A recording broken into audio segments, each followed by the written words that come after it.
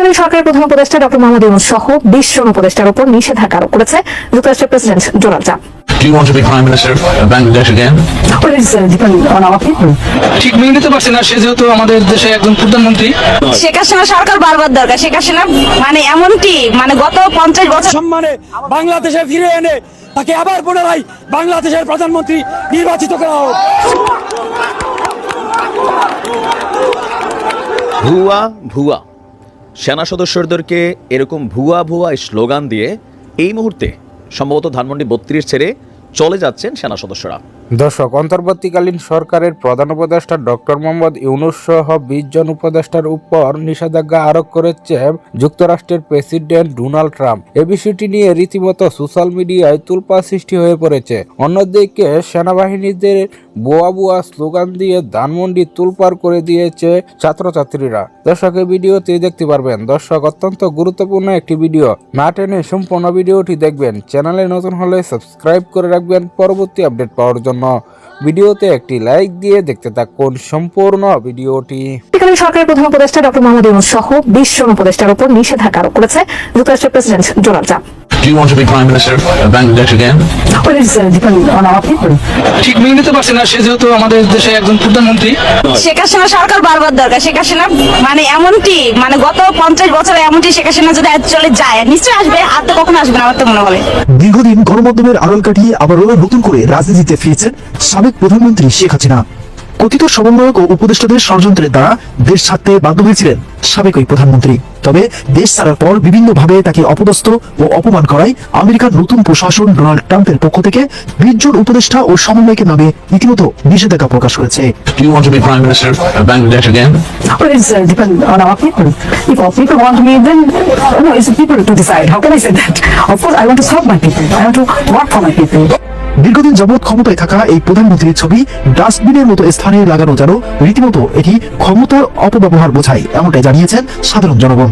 ঠিক মেনে নিতে পারছে না, সে যেহেতু আমাদের দেশে একজন প্রধানমন্ত্রী দীর্ঘদিন ধরে ছিল, তার ছবি ডাস্টবিনে এটা আসলে কাম্য নয়। এবং সে আমাদের দেশের জন্য 15-16 বছরে অনেক কিছু কাজ করছে, যেটা অন্যান্য সরকার এটা করতে পারে না। সে বলে কেন বলতেছে যে সে যেহেতু বাংলাদেশের 16-17 বছর প্রধানমন্ত্রী ছিল, সেই হিসেবে তার ছবিটা ডাস্টবিনে লাগানো এটা ঠিক হয় না আমার মতে। আমি পজিটিভ ভাবেই দেখতেছি, যে এভাবে দেখতেছি সম্পূর্ণই আমাদের বিবেক, আমাদের অনুরাগ, শিক্ষা অভাব থাকার কারণে, আমাদের সচেতনতামূলক জ্ঞান না থাকার কারণে জাস্ট বলা যায় এটা শিক্ষার সম্পূর্ণ অপব্যবহার।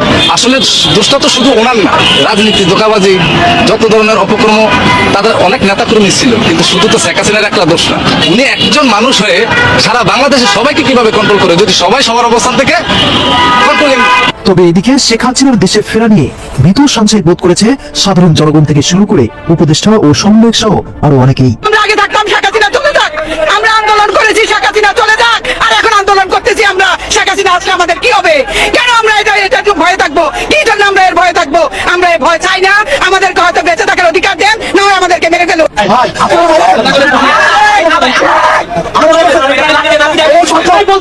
এই সরকার যদি না থাকে, এই সরকার যদি না থাকে, আপনার কি মনে হয় আওয়ামী লীগ আমাদের ছাড়বে?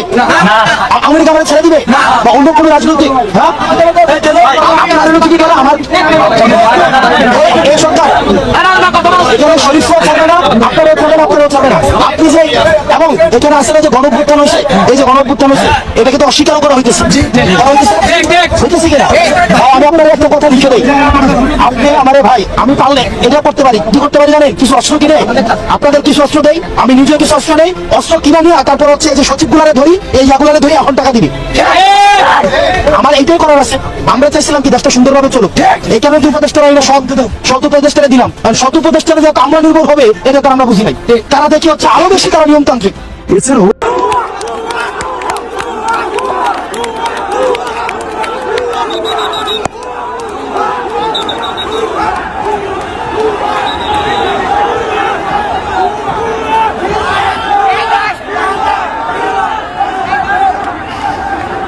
ভুয়া ভুয়া সেনা সদস্যদেরকে এরকম ভুয়া ভুয়া স্লোগান দিয়ে এই মুহূর্তে সম্ভবত ধানমন্ডি 32 ছেড়ে চলে যাচ্ছেন সেনা সদস্যরা।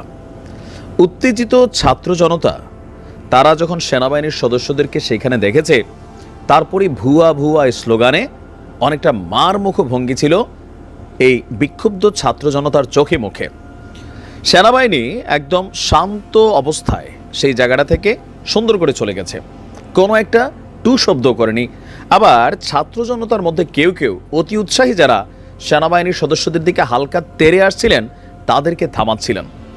প্রশ্ন হচ্ছে, আজকের দিনে এই যে সেনাবাহিনীর সাথে আমরা এত দ্রুতই আচরণটা করলাম, জাতি হিসেবে ভাই বড় অকৃতজ্ঞ জাতি আপনারা। জাতি হিসেবে এমনিতে আমরা অকৃতজ্ঞ, এটার তো আর কোনো বলার অপেক্ষা রাখে না। 5ই আগস্টের যেই ঘটনাবলী, সেই ঘটনাবলী ঘটতো না যদি সেনাবাহিনীর সদস্যরা ওই দিন ছাত্র জনতার পক্ষে অবস্থান না নিত।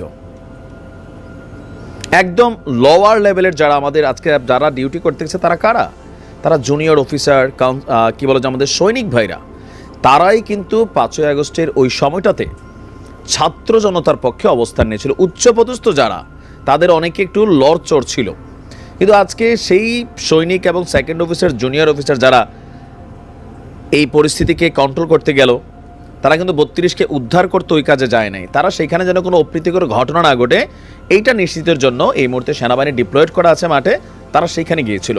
তো তাদেরকে দেখে যে ভুয়া ভুয়া করলেন, দিন শেষে সেনাবাহিনী আসলে কি অর্জন করলো? কোথাও না কোথাও আওয়ামী লীগের কাছে সেনাবাহিনী এমনিতে খলনায়ক, 100% সেনাবাহিনী বা সেনাপ্রধান আওয়ামী লীগের কাছে খুবই টার্গেটেড একজন ব্যক্তি হিসেবে পরিণত হয়ে আছেন। আর আজকের দিনের এই দৃশ্য, যে ছাত্র জনতার জন্য সেনাবাহিনী ওই দিন এই অবস্থান নিয়েছিল, ফাইনালি 5ই আগস্ট যদি সেনাবাহিনীর সাপোর্ট না থাকতো, এই দেশে আরো 2, 4, 20, 50 হাজার লাশ পড়তো। সেনাবাহিনী যদি শক্ত অবস্থানে না যাইতো, শেখ হাসিনা বাংলাদেশ ছেড়ে যাইতো না। আর শেখ হাসিনা যদি ওই দিন ডাক দিত, ওই মুহূর্তে আওয়ামী লীগও মাঠে নামতো। ওই দিনের পরিস্থিতিটার প্রধান ক্রীড়নক ভূমিকায় ছিল সেনাবাহিনী, সেনাপ্রধান। আমাদের এই সৈনিকরা, জুনিয়র অফিসাররা, তারা তাদের পেশাগত দায়িত্ব পালন করবে।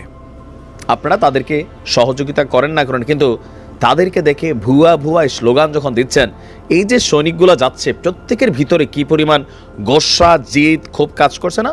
অবশ্যই কাজ করছে, কিন্তু তারা এখানে হার্ড লাইনে যাওয়ার সুযোগ নেই। এখন এইসব দৃশ্য কতটুকু কি বার্তা দেয়? ধানমন্ডি 32-এ আজকে যা যা ঘটছে, এখানে যারা রাজনৈতিকভাবে এটার ফায়দা নেওয়ার চেষ্টা করছে তারা পাইছে, আবার যারা ব্যক্তিগতভাবে আওয়ামী লীগের প্রতি ক্ষোভ ছিল তারাও এখানে পজিটিভলি বাড়ি ভাঙছে, ঘর ভাঙছে, কেউ ইট নিয়ে গেছে, কেউ দরজা জানালার গ্রিল নিয়ে গেছে, যার যার মন মতো যে যতটুকু তুলে নিতে পারছে নিয়ে গেছে।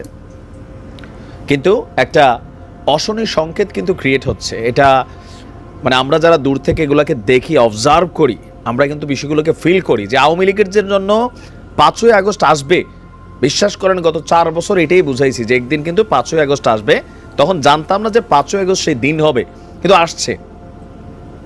আর আজকের এই ঘটনায় এক শ্রেণীর মানুষ এখানে উল্লসিত হলেও বাংলাদেশের যারা শান্তিপ্রিয় মানুষ তাদের কাছে কিন্তু বিষয়টা পছন্দনীয় ছিল। দর্শক, ইতিমধ্যে আপনারা ভিডিওতে দেখেছেন যে অন্তর্বর্তীকালীন সরকারের প্রধান উপদেষ্টা ডক্টর মোহাম্মদ ইউনূস সহ 20 জন উপদেষ্টার উপর নিষেধাজ্ঞা আরোপ করেছে যুক্তরাষ্ট্রের প্রেসিডেন্ট ডোনাল্ড ট্রাম্প। এ বিষয়টি নিয়ে রীতিমতো সোশ্যাল মিডিয়ায় তোলপাড় সৃষ্টি হয়ে পড়েছে। অন্যদিকে সেনাবাহিনীদের বোয়া বোয়া স্লোগান দিয়ে ধানমন্ডি তোলপাড় করে দিয়েছে ছাত্রছাত্রীরা।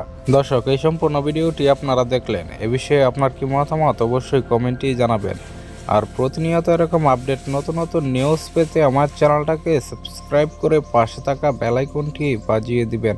এই মুহূর্তে বিদায় নিচ্ছি, দেখা হবে পরবর্তী কোনো ভিডিওতে। সেই পর্যন্ত ভালো থাকুন, সুস্থ থাকুন। আসসালামু আলাইকুম।